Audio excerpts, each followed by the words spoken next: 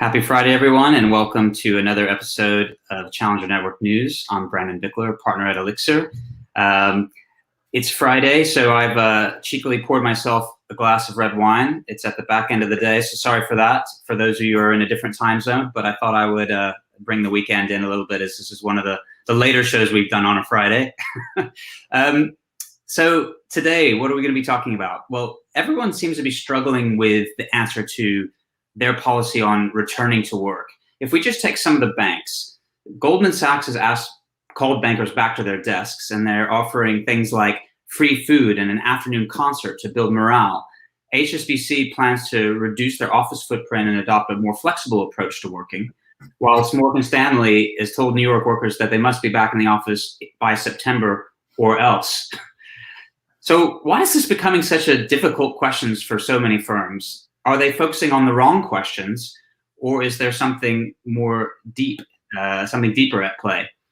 I'd like to welcome my guest who can help us find some of the answers to those questions, hopefully. Stan Slapp. Stan, it's great to see you.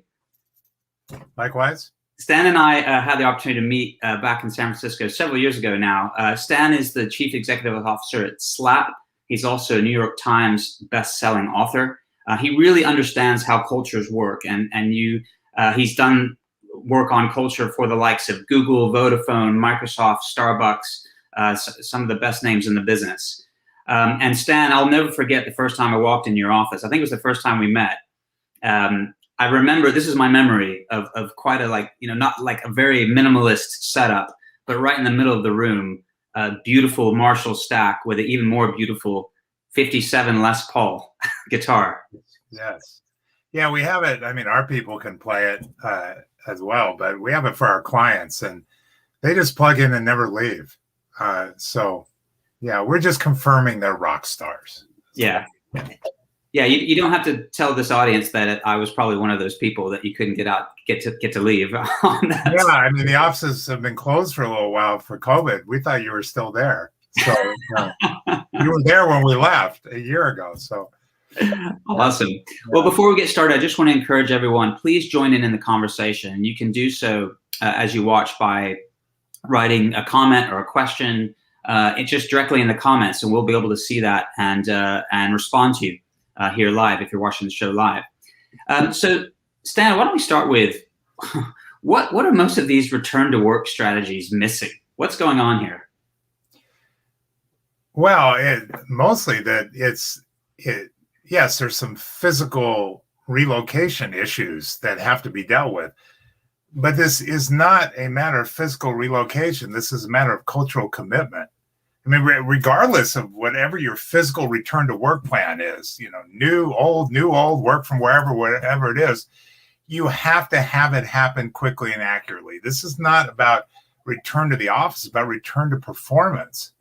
And so doubtless you have plans afoot in the company to do that, whether it's retain and recruit top talent in a borderless world, whether it's, this crisis has caused us to vow we will not emerge from it with the same go-to-market strategy that we entered into it with some internal transformation, the inevitable agile move, whatever it is.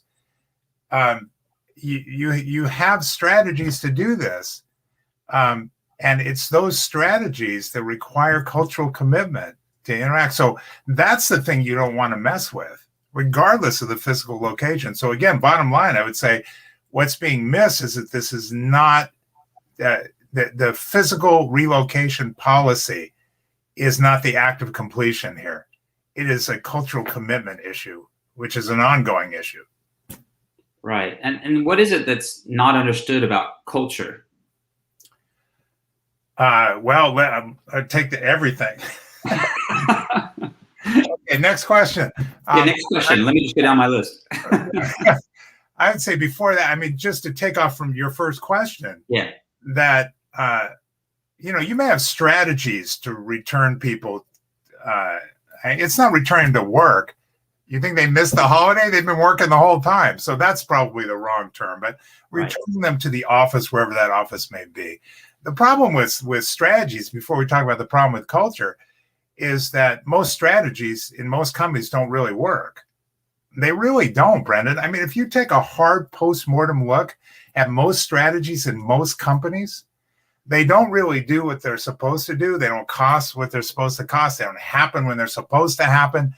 Most strategies in most companies only look like they're moving forward because they're being slammed from behind by the next strategy.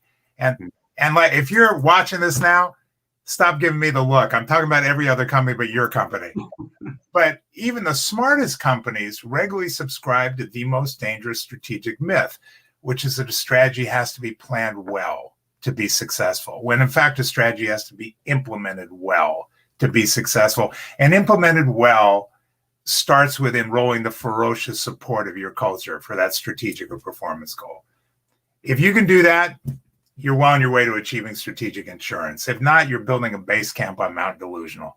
So it comes down, implemented well has to do with culture. And to answer your question, this is a big question, but to give a concise answer, let me just start off by saying that culture is the most overused yet typically least understood concept in business.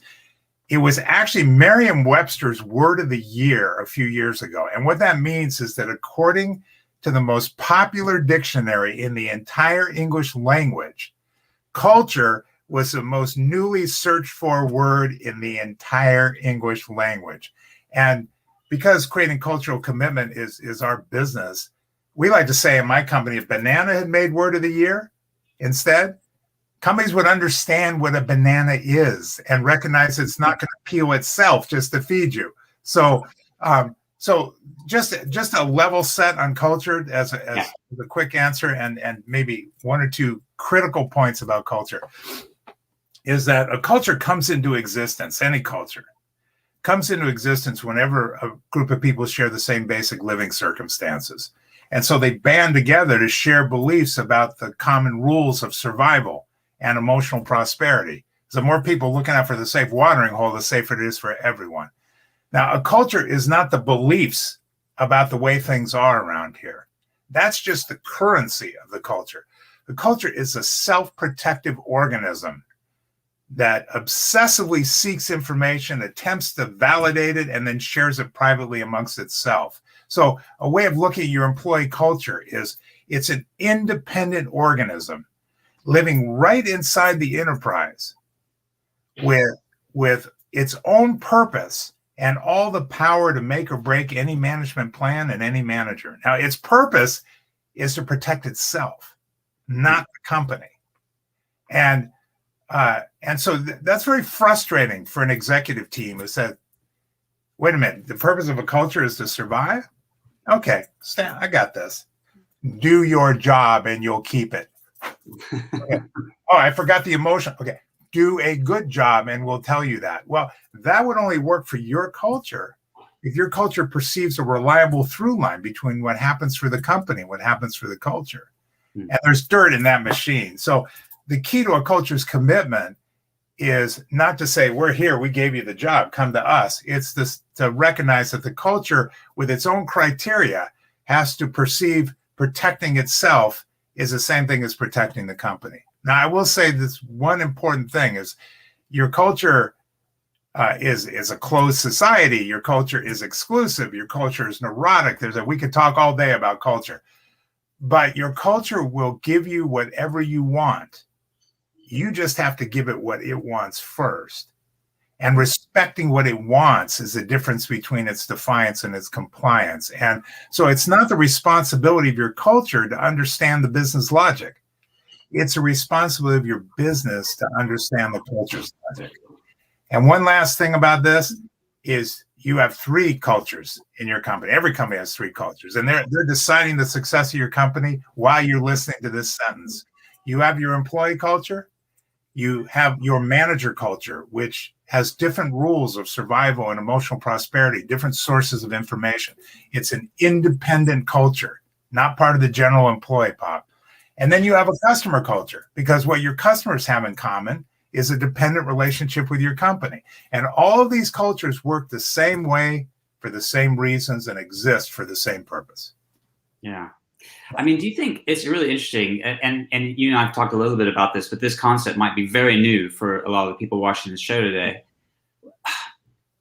Has this Zoom way of working impacted Oh my, yeah. how we connect and the culture? Has it struck at the very fabric of this concept of, you talked about a shared environment, what is this environment in this virtual world? Right.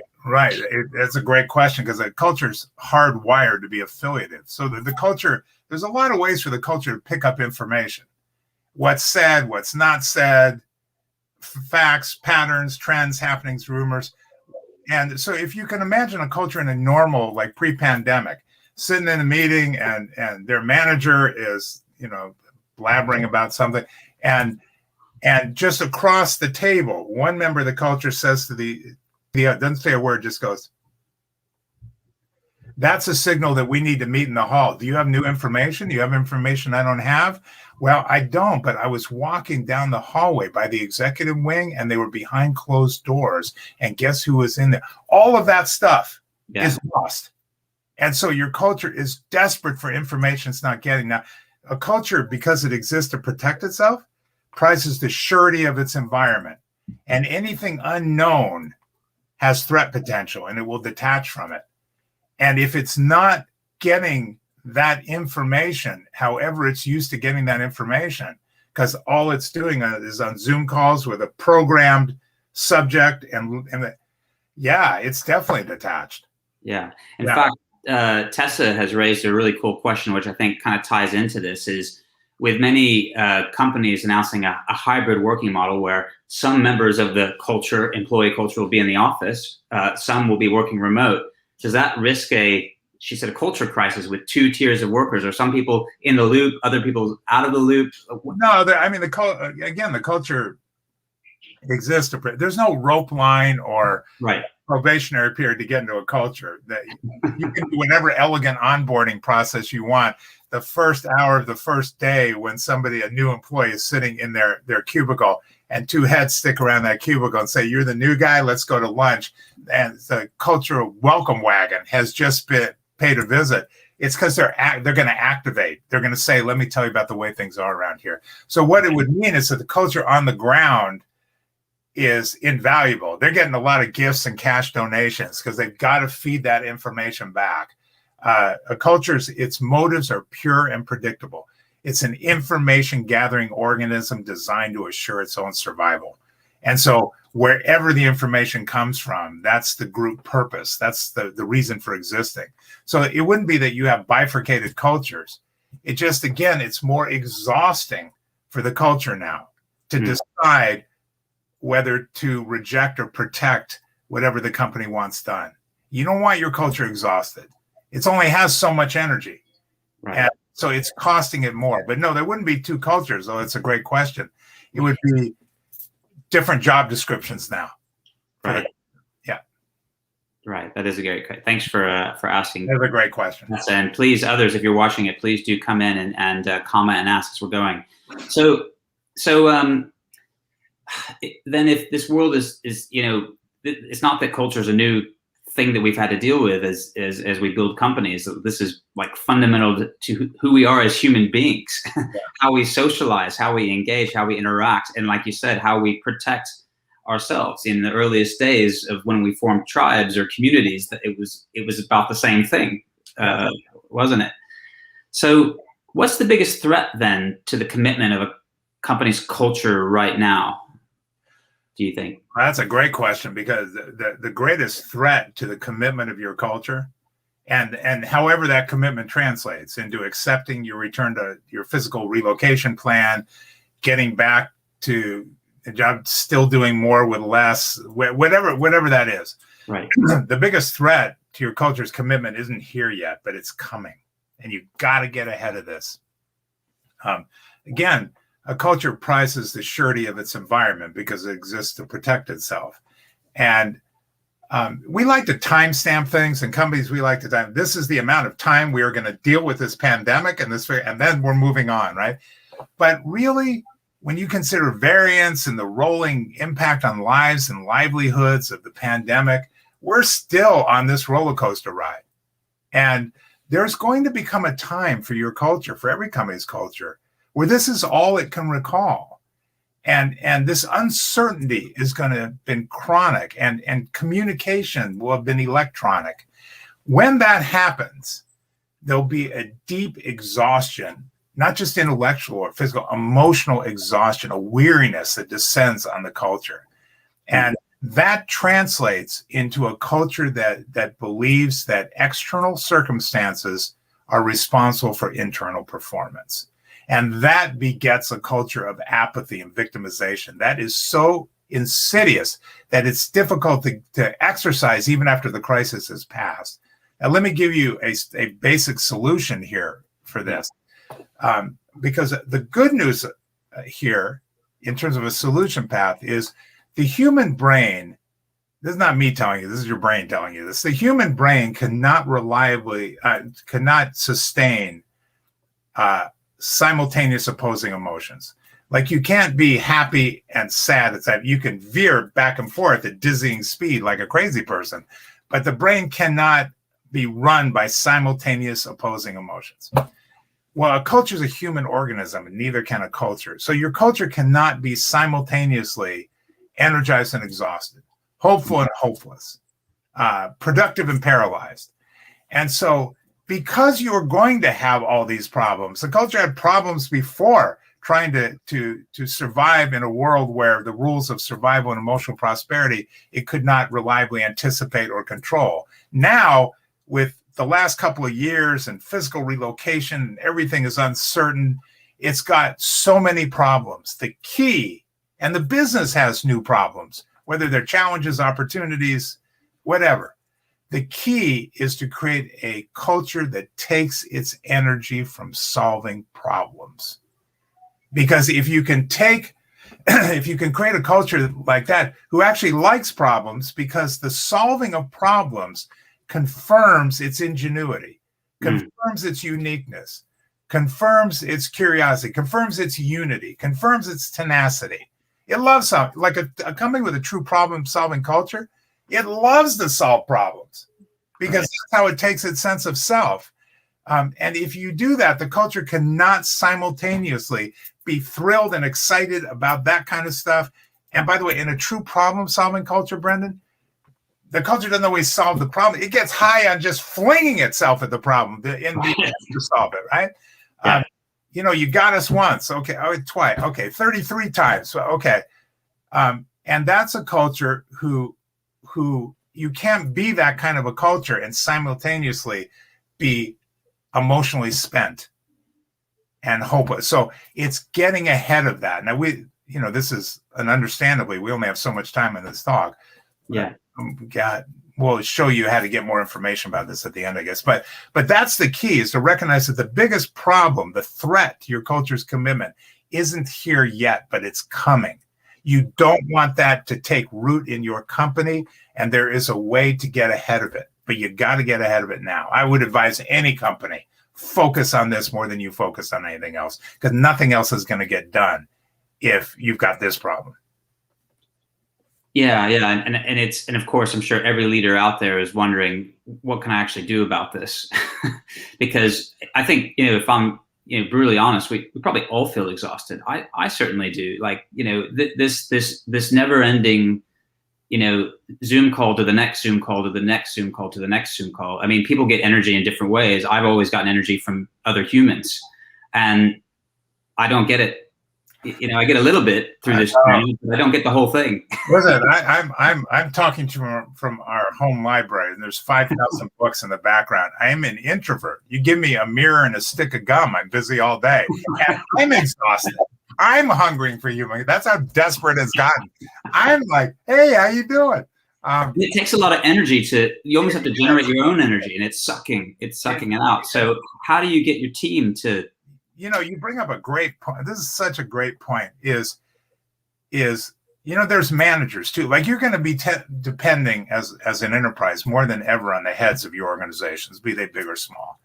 And even before these current circumstances and what's coming in terms of change of work location, all the chaos that's coming, there was a demand for stoicism from managers. And the higher up you go in the hierarchy, the more that demand is there.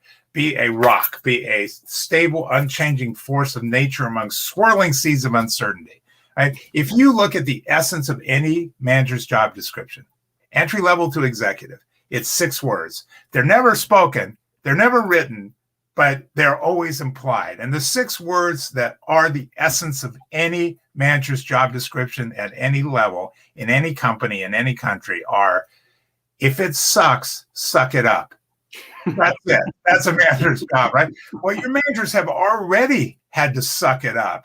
And now they have to achieve results for others when they're not even physically there with others. They have to do more with less. They have to accommodate serious, profound personal concerns from their people, and they may have their own.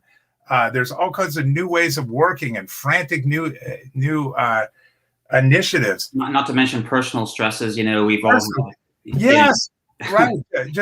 And if you keep expecting that stoicism, those heads are going to explode on you. Yeah. You got to allow managers to feed themselves, to bring the best of what they know about living to work, their own values. Forget about the company values, their own values, and use those to say to their people, here's what I've learned about the best way to live. We are going to work this way. Mm-hmm. You have to let them, because the best source of energy and renewal and safety and hope is somebody living their own values. You have to do that now. Managers have to be able to refuel themselves in order to do that for their team. Yeah, absolutely. And that's authentic leadership when you really believe in what you're saying and what you're doing and how you're behaving. Stan, we've got a question that come in, and I think it's important to take it because I think it's back to just understanding culture. So Pierce is asking, this is really interesting. Is there a way other than hiring and firing to create or change a company culture? Or do you see a culture more as something that must be worked with around rather than changed? Yeah. I really love this question. That's great. And I like it. Change has the appropriate ominous overtone there. Right. Of all the prefixes, the verbs that you could assign as a prefix to change, managing is the most absurd and inappropriate. And so I would say a couple things. First of all, a culture doesn't hate change. A culture is obsessed with its own survival, so it prizes the known. And any change, strategic, organizational, any change, even good logical change, screws with the known rules of survival and emotional prosperity. So I used to know my job. You're changing it. I have to relearn my competency. Unsafe. I used to know people. I knew them. They knew me. We're being reorged. I don't know that. I don't have that. Unsafe. So a culture isn't anti-change, anti-management, anti-revenue, but it is most definitely anti-unsafe.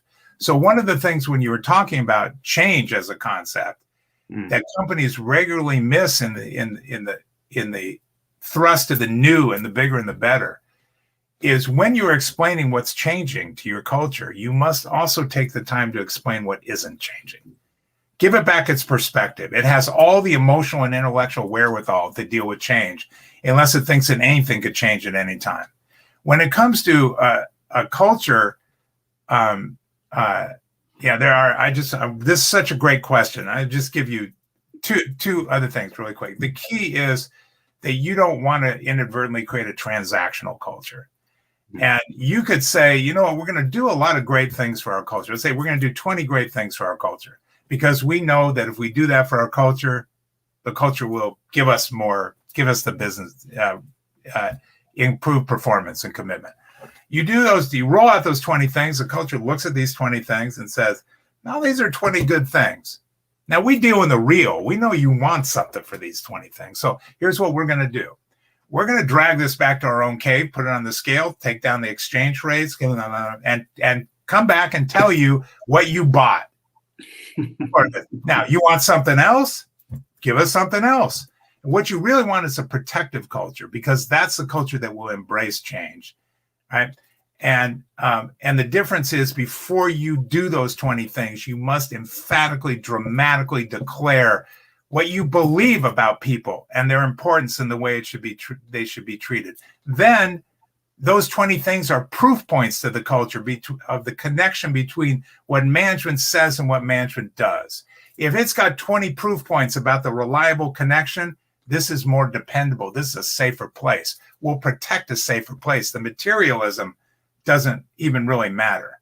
Yeah, we call that walking the talk, and I've seen that on the ground all the time. Is leaders will say, well, here's the thing we're going to go do, and then they watch the leaders and go, did they do it, or did they not? Right, and you can't blame a culture for that. I mean, yeah. and these behaviors that you want from your culture, be they resiliency, accountability, evangelism, creativity, I mean, whatever you want from your culture, these are human behaviors. These are latent within the human organism that's a culture. You don't need to teach your culture these things. That's pretty patronizing. Your culture already has those. You have to convince your culture to give them to you. So the last thing I'll say about this is what you want your culture to do in the name of change, Pierce, that you're asking. What you want your culture to do and how you want it done and why you want it done is never as important as why not, given the corporate logic and urgency of what you want your culture to do, and even some presumed material benefit to the culture. Why would your culture not give its full commitment? If a culture has reasons for everything it does, if it's not changing the way you want it to, it believes it's not safe and sane to do that. It believes it has empirical data to prove that to itself. So you got to start with why not just to keep banging the drum on the what, how, and why. Yeah, a great question, Pierce. Thanks so much for sending that one in. And I want to encourage those, even though we're going to have to wrap up shortly, what we can do and what we typically do on the show is continue. So keep asking questions, keep engaging, and we'll keep the conversation going once we're off the live feed. So Stan, maybe before we wrap up, I think it's been fascinating as we talked about. We started with return to work policies, and we've talked about actually what it's really about. This is about culture, and it always has been about culture. And so, what is the ultimate test that any company must pass in terms of being able to be aligned to its culture and get the most from its culture? Well, I think there is. You have to pass this test in the perception of your culture, your customer culture too. Yeah. But yes, you have to. I mean, really, if you look at the uncertainty that surrounds us, the only accurate prediction that anybody can make is that anybody making a prediction stands a 50-50 chance of looking like a complete moron, after a while. But having said that, there are two things we know for sure, Brandon. These uncertain times will not last forever. But the story of how you stood up to them will. You're going to be living with that story for a long time. It's time to start writing it so it reads the way you want it to. So let me just put it this way. If you ever wonder, how does a human being, any of us, justify the gift of life? Well, you take care of the people who depend on you. You give back for your successes and your gifts. You practice empathy and kindness and respect. You strive to make the world both a better place and not a worse one. Why should it be any different in justifying the life of an enterprise? To be trusted, depended upon, to care about what matters most. Let this now be the defining grace of your company. And what matters most is your humanity. And you can lose a lot of things. You could have lost a lot of things during this last couple of years. You could have lost revenue, market share. The company could have lost its mind for a while, but it cannot lose its soul and survive, because a culture is a human organization, and that's how it's going to judge you. And this pandemic, this has stripped the veneer off every company and revealed its true self and instinctual motives. If you were just self-serving and had a transactional relationship with your customer culture, there was no question that what it might have suspected is true. If you just looked at your internal culture as manipulable chess pieces, okay, that's very clear right now. If you had no greater responsibility to your culture, your community, the world, then that's all true right now. But there's still time, even if that was the case, to pass this test. So what I would say as just baseline, number one recommendation, because humanity is only considered irrelevant and inappropriate if you don't start from humanity in the first place, is be human first, a manager second. Yeah. Yeah. Stan, profound as always. It's such a pleasure to chat with you, and of course, in a show that's this kind of short on a Friday afternoon, it's hard to cover all of it. So I want to encourage anyone who has watched this and wants to engage more is obviously keep the questions coming. Yeah, keep commenting. We'll stay online. Even if you watch this on a replay, we'll continue to monitor and respond. But also, I encourage you to get in touch. Get in touch and explore this further with Stan and me, and we'll put you in touch.